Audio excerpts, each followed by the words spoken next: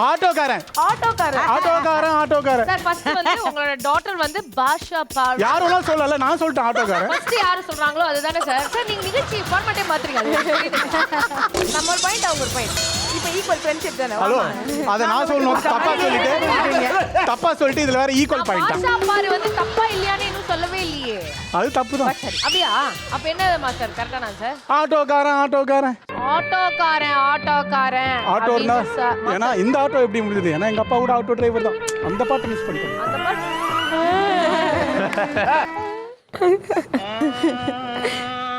நம்ம எத்தனை ஆட்டோ ஏறிருக்கோம்? பிரியங்கா, நான் ஒரு உண்மை சொல்லட்டுமா? இவர் ரொம்ப வருஷமா இவர்கிட்ட பேசினதே இல்லை.